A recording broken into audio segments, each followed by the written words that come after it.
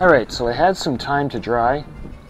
We got the floors, well, what's left of the floors, in place.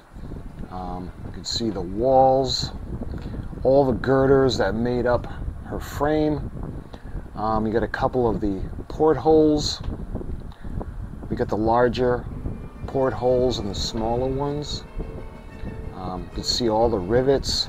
So her assembly, or the assembly for this piece, is all set. We used up everything on the parts tree with the exception of the sign.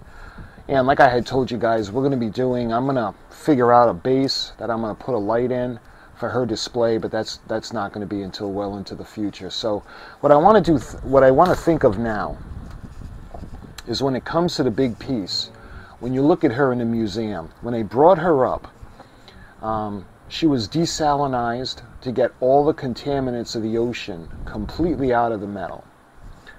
Then they kind of blasted it down like a water jet blast to take all the contaminants off the surface. And eventually what they ended up doing was they actually put like a protective coating over the whole thing where it's almost like a waxy glaze. But the way it looks, it's in Vegas right now as a permanent part of the Titanic artifact display, is it's actually black.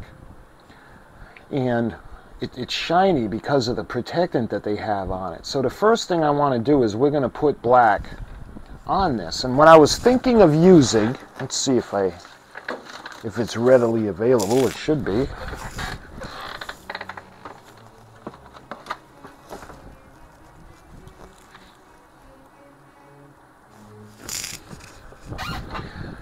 I'm thinking I'm going to use the Vallejo primer, because I did this on the SS Edmund Fitzgerald, the model, the scratch-built model, and it actually was great. It's not shiny, it's nice and matte, it adheres to everything. So I think what I want to do is we're actually going to use this to spray onto this section. And depending how it looks, we'll either spray it with flat black, or we'll use the primer, maybe another, depending how it looks and how it feels. We'll just use the primer, or possibly we'll put on some black paint before we put the protectant sealant on. So that being said, we're going to use the Vallejo, and we have the airbrush cleaner. And we got the flow improver.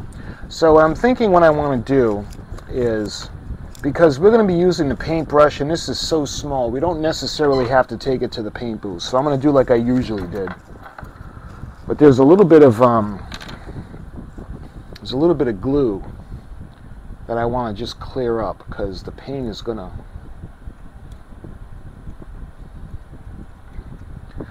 When it comes to the portholes, they were made of brass. But they don't look brass because they don't look like brand new brass. They've been submerged for a while. They almost have like a brown look to them. So we're going to do a little bit of painting on the portholes.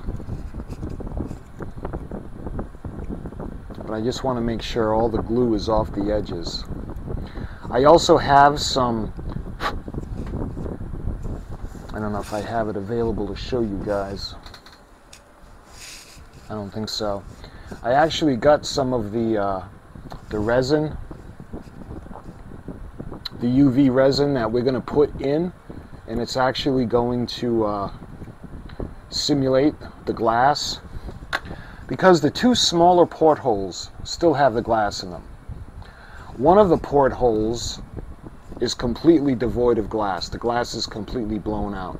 And the other one has just one single shard. So I don't know how we're going to do that yet, but we'll figure something out. But that's in another video. This video, we want to start to paint. So let's see. I got some papers that I use for the painting.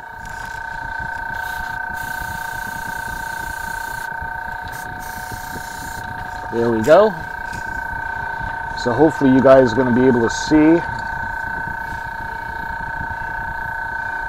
I'm actually going to, yeah, I'm not going to do that. All right.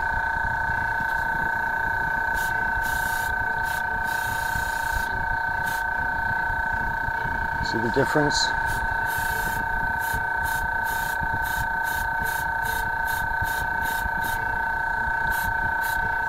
So we're just going to spritz it really lightly. And we're going to start doing the other side now, because we can always go back. So we have to put 3 or 4 of the spritzing coats on. That's what we're going to do.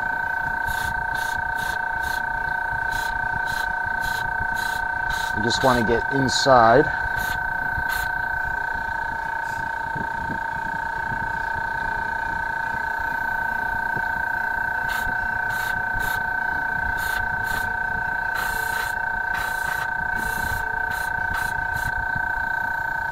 See? And what we'll do now is we'll do the bottom.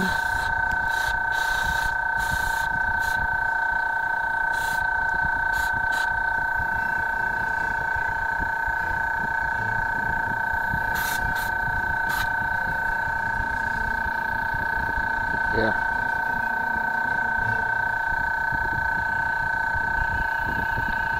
So now we got to wait a little while for this to dry. And we'll put more spritzing on. See how good they're starting to look? So we're going to let this dry.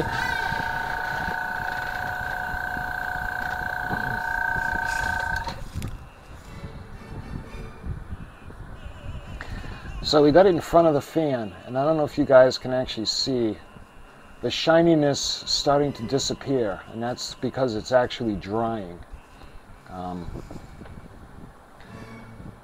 See the other side, and it's not going to make much sense to just try to spray it all at once. So this isn't going to be, yeah, I thought about spraying it again.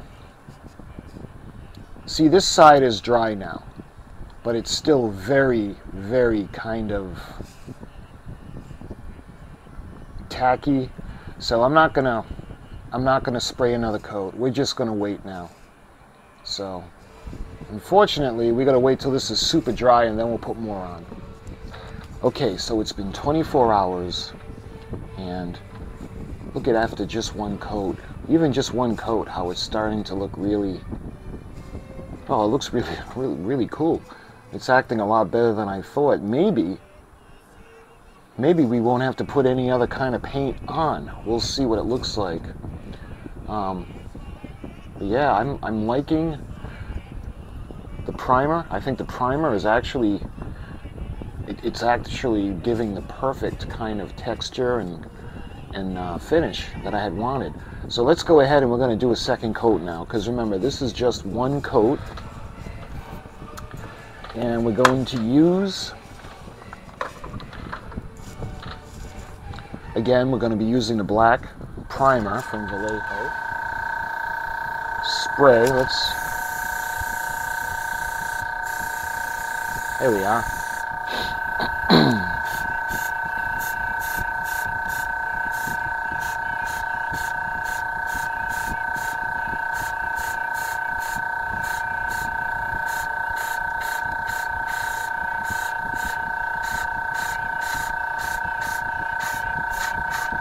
Look how that looks. That looks really, really cool.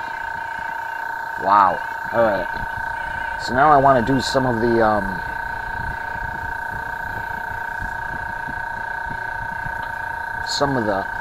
details on the back now. So let's do it from the right side.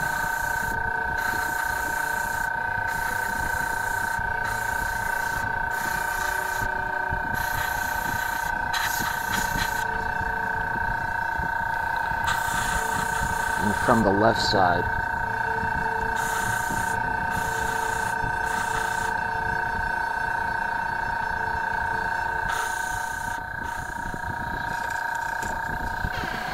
Yeah, I don't want it to slip out of my hands. Okay, so let's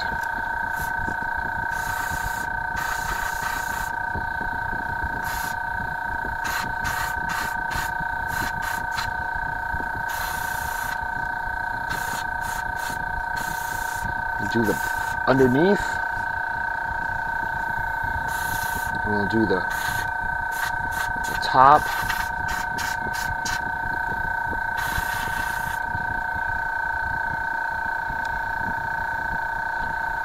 That looks really good. So what I want to do now is, all right, let me actually turn it upside down. We'll go ahead and we'll spray the wall area where the tweezers were. See?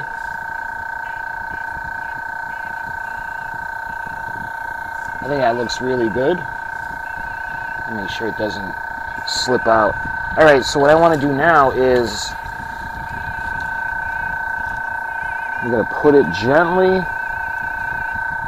up against the bottle, and I'm trying to figure out what I can do to, if we hang it, maybe that might be better, because I don't want anything to settle on the bottle or on the paper. All right, now it's not touching anything. So what we're going to do now is we're going to just let it dry for 24 hours, and we actually might be able to just use the 2 coats. We'll see, because then we're going to put the clear coat over it. So after it's nice and bone dry and it had a chance to fully cure, then we'll take a look and we'll decide whether we got to do another coat or move on to the clear coat. Okay, so it had some time to dry, and taking a look at it, I like the way it looks. You know, I was thinking of painting it, but I think this looks absolutely perfect the way it is.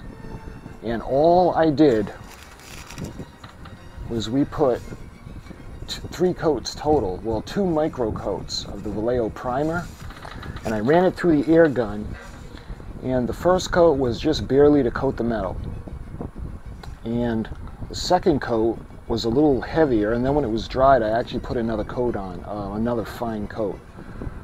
And I think the way it looks, the way the metal looks, is looking really pretty much looking at the actual big piece.